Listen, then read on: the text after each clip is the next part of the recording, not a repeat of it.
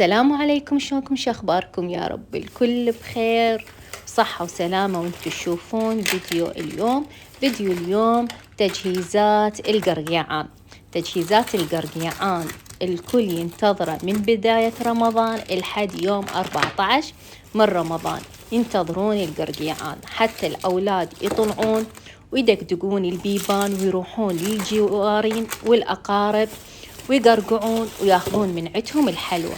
طبعا عادات من مئات السنين والحمد لله والشكر، عادة ما انقطعت وإن شاء الله ما تنقطع أبد. طبعا الأولاد هواي يتونسون لأن راح يلمون فد حلويات، يمكن شهر ما يشترون حلويات على الحلويات اللي راح يحصلونها من كل البيوت اللي حواليهم. الحمد لله والشكر. طبعا احنا هناك بالعراق موجودة القرقيعان يومين، يوم 14 و15 يحتفلون.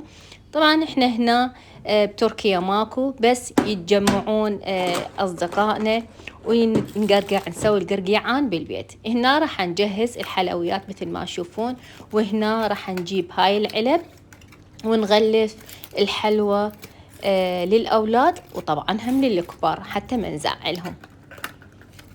طبعا أنا هاي العلب جبتها، يعني جابوها إلي من العراق، لأن مثل ما تعرفون إحنا بتركيا ماكو هالشكل شغلات أو هاي التوزيعات وهاي الأشكال عندنا هنا بتركيا.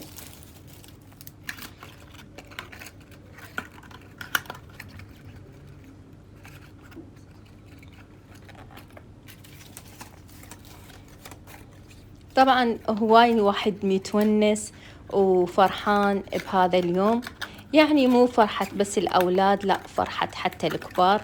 وإحنا نتذكر أيام طفولتنا بهذا اليوم، من كنا نفتر طبعا والأكياس معلقيها بالرقبة مالتنا، ونروح ندقدق البيبان ونغني الأغنية مالتها المعتادة مالت القرقيعان اللي خاصة بالقرقيعان.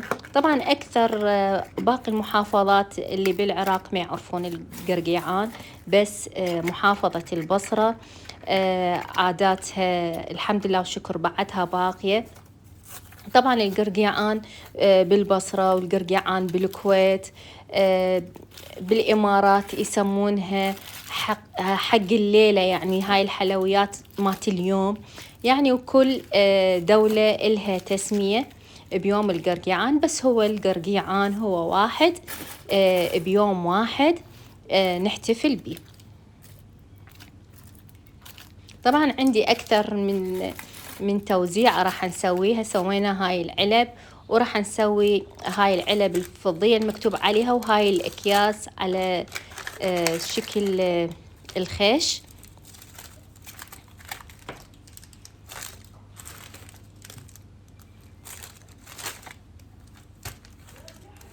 حبايبي إذا وصلتوا لهنا أحب أعرف شنو سويتوا بالقرقيعان، أو تعرفونه لو ما تعرفونه، ولا تنسوني باللايك تشجيعا إلي.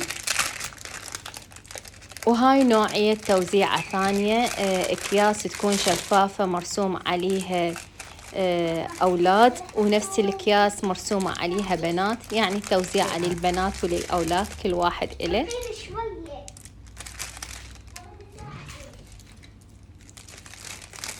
احنا شمس متحمسة تريد تجي، لأن اجت هسه ساعة 3:15 تقريبا العصر. اجت شموسة من المدرسة وتريد تجهز وياي القرقيعان، لأن هي كل سنة تشيس وياي وتكون هواي متحمسة.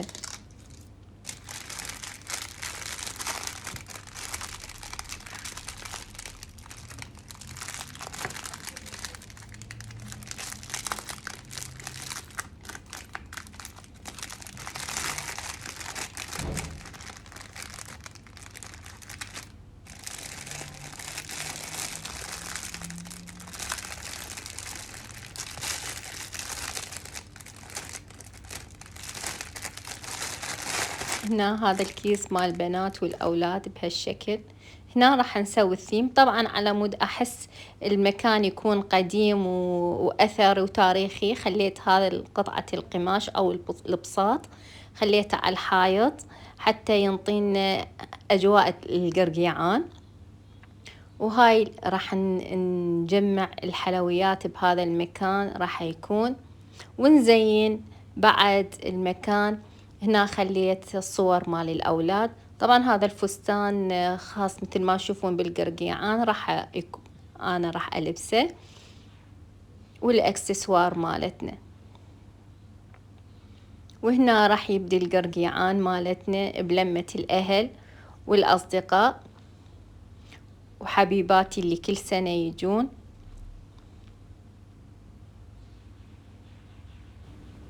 هنا شموسة وصديقتها هواي متحمسين وقاعدين يرقصون على الأغاني القرقيعان.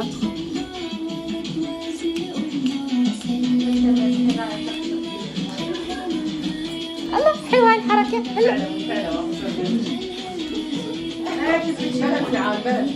عجبنا البوليس، لازم البوليس عادي.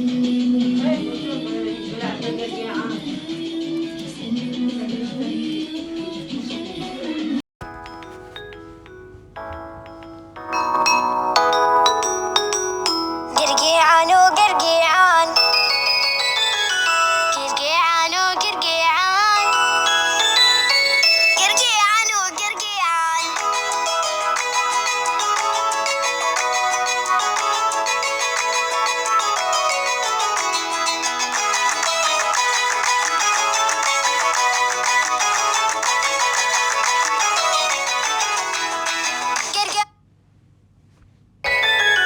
قرقيعان وقرقيعان، قرقيعان وقرقيعان.